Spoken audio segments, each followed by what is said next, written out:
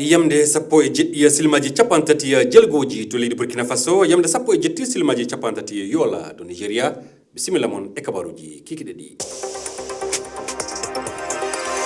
Abdoulaye Dikko toɓɓe mawɗi kabaruji meɗen ɗi hannden altinere jeɗɗi lewru nayi ɓorɗo e hitandude nayi ɗiɗi e nogay e joyyi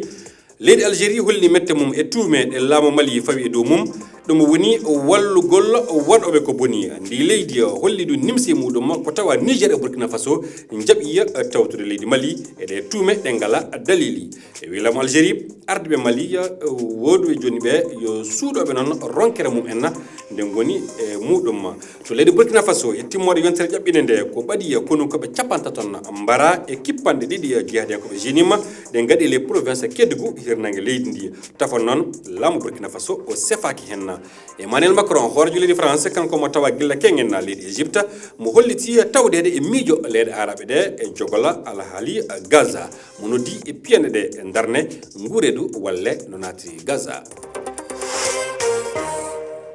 tedduɓe heeɗiɓe refi fulfulde onon e jaam kala hen ɗo mbawɗon tawede e heɗade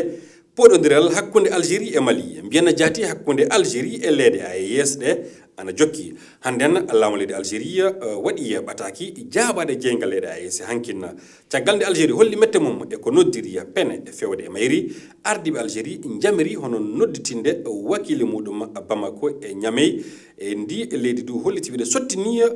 joƴƴinugol wakili muɗum kanuɗo yaade Ouagadougou Oulel Tall mi salminima. Mi salmitima Abdoulaye Dikko e ngal jeygal handen Algérie holli mette muɗum fasanne Mali e tawtude du dental AES tigi Algérie mettama tigi ha uddi hande kerol mum weeyo e Mali e ngol woni goo ko Algérie ina ƴettangal pellital ala lana ndi o immoto ko Alger fa Bamako walla iwo Bamako fa Alger jagorgal kalfinangal nden ko leydi ndi wi sababu o ko laaɗe Mali nadde e nder weeyo mabɓe ñande foof tawa ngala yamirore jagorgal kalfinangal jokkodiral Algérie e leyɗe goɗɗe e nder windande wi tumeji ɗi dental Sahel fawi e dow mumen siko wiide no wallita koliyankoɓe caggal nde libi drone Mali e kerol mumen to banggue worgo leydi ndi ko fenade mawde e kongi tiɗɗi Algérie wi wonde ko kamɓe tigui liɓi o drone saabu kanko jimde e wertago mabɓe tawa mo ala yamirore so tawi noon diplomatie hakkude Algérie e dental leyɗe Sahel ina ñatno ko hande ɓuuri Algérie holliti mettere mum mawde eno Niger e Burkina Faso jaadi e ko laamu fadde Mali wi ko laamu Algérie wi wonde ɗe tuume ko ngam ittude hakkillaji yimɓeɓe e ngakkede mawde kisal e nden ka nder diwan o